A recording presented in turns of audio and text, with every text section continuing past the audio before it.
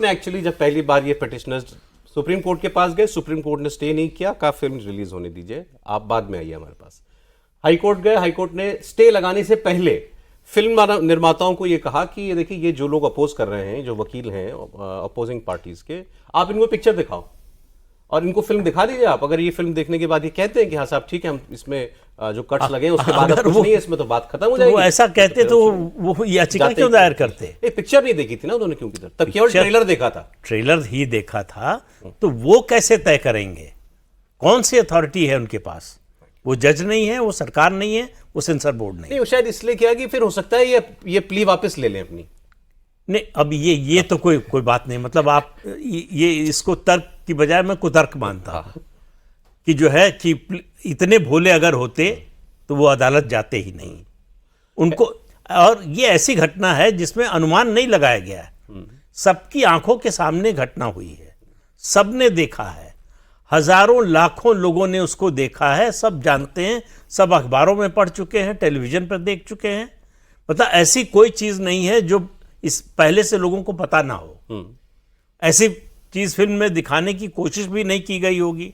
अगर की गई होती सेंसर बोर्ड नहीं अब पास होने देता। वही जो होना था। और फिर सेंसर बोर्ड तो सरकार का ही हिस्सा है, सेंसर बोर्ड ने पास किया, अब सरकार तय करेगी कौन सी फिल्म चलेगी कौन सी नहीं चलेगी। आपको मालूम है फिल्म रुकवाने के लिए वकील कौन गए? कपिल सिब्बल, जो हर मामले में जाते हैं। कपिल तो सिब्बल कोई भी हिंदू विरोधी मुद्दा हो, आपको कपिल सिब्बल वहां दिखाई देंगे। तो कपिल सिब्बल को ही फिल्म दिखाएगी, कपिल सिब्बल और वकील होंगे। और उन्होंने फिर होना वही था, अगले दिन उन्होंने जाके कहा ना साहब फिल्म तो बड़ी खराब है, इससे तो देश में आग लग जाएगी, तो फिल्म पर रोक लगाइए आप। तो ये फिल्म दिखाई गई थी सबको। बिल्कुल बिल्कुल। एक मतलब रिलीज से 2 दिन पहले उनके प्रॉपर एक स्क्रीनिंग हुई है जिसमें हमारे प्रोड्यूसर डायरेक्टर सब गए हुए थे, कपिल सिब्बल, अरशद मदनी के लोग सबको ही हुई है। और उसके बाद वो फिल्म दिखाई गई है। और जब तक दिखाई जा रही थी फिल्म, उस दिन तक भी ये था कि हाँ सब ठीक है। हाँ। फिर अगले दिन जब कोर्ट में अपीयर होता है तो अब पता नहीं क्यों फिल्म देखते हुए कुछ नहीं बोले, या फिल्म देखने के बाद बिल्कुल हाँ जी, ना सब कुछ ऑन गोइंग था। क्योंकि मेरे यश से बात हुई थी, यश जो कन्हैयालाल जी के बड़े बेटे हैं, वो मेरे फ्रेंड हैं। तो उन्होंने मुझे बताया कि जब तक फिल्म चल रही थी वो वहां थे स्क्रीनिंग पे, कि जब तक सब कुछ चल रहा था तब तक ठीक था। अगले दिन जाके फिर वो बात वही आ गई कि नहीं, इससे कम्युनल वायलेंस हो सकता है। अच्छा, बहुत। अब एक बात मेरी विष्णु ये नहीं समझ में आई कि हाई कोर्ट, मैं लीगल समझना चाह रहा हूँ इसके पीछे क्या लीगल आर्ग्यूमेंट होगा। हाई कोर्ट ने कहा कि सर्टिफिकेशन बोर्ड के खिलाफ जाना है अपील में, तो आप सेंट्रल गवर्नमेंट के पास जाइए। सिनेमा एक्ट का कोई प्रोविजन है सेक्शन 6 जिसमें सरकार ये फैसला कर सकती है किसी फिल्म को होल्ड करने पर। तो वहां कोर्ट के अंदर तो सेंसर बोर्ड और सेंटर गवर्नमेंट की तरफ से एडिशनल सॉलिसिटर जनरल मौजूद थे, और उन्होंने कहा कि ऑलरेडी फिल्म में 50 कट लग चुके हैं। तो वो तो सेंटर का स्टैंड ही हुआ ना। बिल्कुल। तो फिर दोबारा सेंटर के पास भेजने का क्या मतलब है? देखिए, सबसे इंपॉर्टेंट बात है, इसको थोड़ा चेन ऑफ इवेंट्स के हिसाब से समझना पड़ेगा। और लीगल मापदंड क्या है जो आज तक सुप्रीम कोर्ट ने तय किया, मैं नहीं कह रहा हूं जो, और बहुत जिम्मेदारी से आपके चैनल पे कह रहा हूं, जो सुप्रीम कोर्ट ने तय किया वो ये है कि pre publication ban is the rarest of the rarest remedy. Pre publication ban, आप किसी भी शो पे, किसी भी पब्लिकेशन पे, किसी भी किताब पे, किसी भी फिल्म पे प्री पब्लिकेशन बैन बहुत ही रेयरेस्ट ऑफ द रेयर माना गया है। जैसे हमारे देश में फांसी की जो सजा होती है, इसको उदाहरण के तौर पे समझा रहा हूं, तो rarest of the rare category में माना जाता है। उसी तरह से प्री पब्लिकेशन बैन सबसे एक्सट्रीम रेमेडी है। उसका कारण क्या है? और ये अभी देखिए बहुत सारी ऐसी मूवीज आई, अभी हैदर मूवी आई थी, हैदर मूवी में मारतंड मंदिर में कश्मीर में वहां पे डांस वांस किया गया था, वो काफी लोगों की धार्मिक भावनाओं को हर्ट किया, कोई स्टे नहीं लगा। पीके मूवी आई, कोई स्टे नहीं लगा। मोहल्ला 80 आई, उस पर कोई स्टे नहीं लगा। हजारों आदि पुरुष मूवी आई थी, उस पर सुप्रीम कोर्ट ने ये कहा, मैं आपको एग्जैक्ट कोट कर रहा हूं, why you are so touchy, हर चीज के लिए इतना टची नहीं होना चाहिए। और जो इलाहाबाद हाईकोर्ट का ऑर्डर था उसको सेट असाइड कर दिया। तो जो आज तक का जो लीगल प्रोसेस, जो ज्यूरिस्प्रूडेंस डेवलप हुआ, वो ये था कि pre publication remedy is the rarest of the rare form. अब ये जो मूवी आज आई है, अगर आपको लगता है कि मूवी गलत है, तो मैं आज ये सवाल पूछना चाहता हूं आपके माध्यम से सारे ऑडियंस से कि क्या उनके पास पोस्ट पब्लिकेशन रेमेडीज नहीं है? अगर मूवी के प्रोड्यूसर, डायरेक्टर्स या किसी भी व्यक्ति ने कोई भी ऐसी चीज दिखाई है जो फैक्चुअली गलत है, जो लीगली गलत है, तो उसके लिए पोस्ट पब्लिकेशन रेमेडीज अवेलेबल है।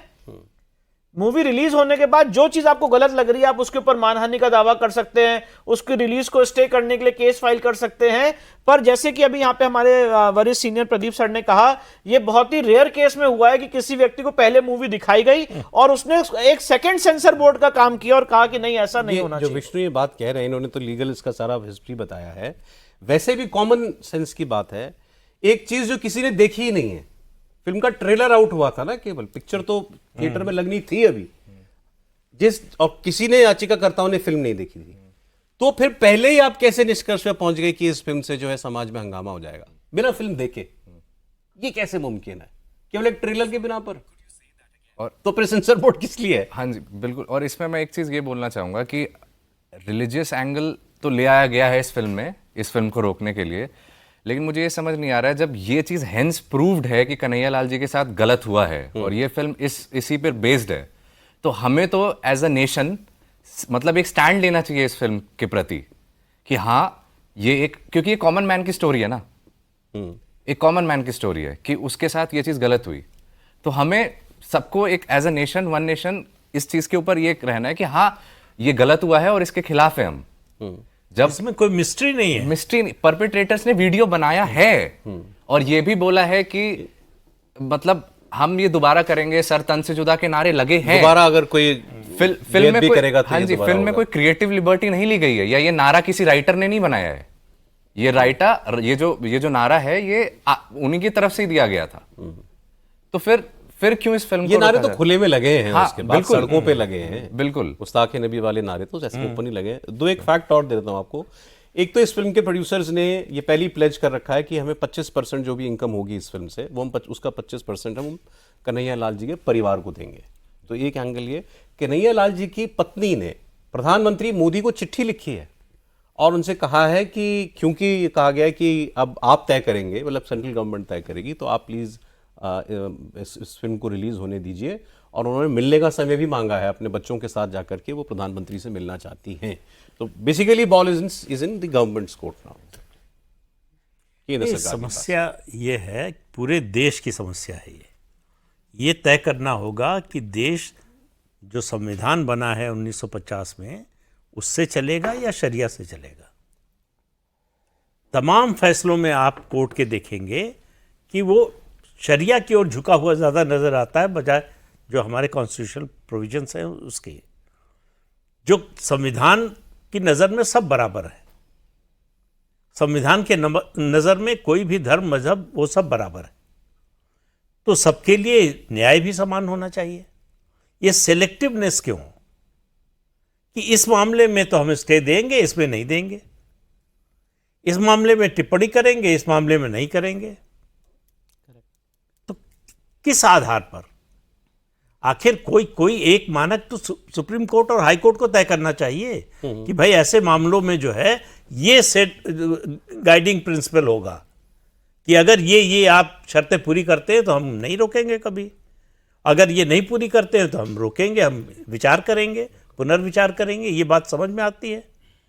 लेकिन आर्बिट्रेरी तरीके से कि आप तय करेंगे कि कौन सी फिल्म या चलेगी या कौन सी किताब बिकेगी, किस किताब का प्रकाशन होगा, किसका नहीं होगा, ये कैसे तय कर सकते हैं आप? तो उसके लिए जो कानून बना है उसी के मुताबिक तो आपको तय करना होगा। फिर सेंसर बोर्ड का मतलब क्या? खत्म कर दीजिए सेंसर बोर्ड को। जिसको किसी फिल्म से एतराज होगा वो कोर्ट चला जाएगा, कोर्ट देख के तय करेगा या सरकार के पास भेजेगा।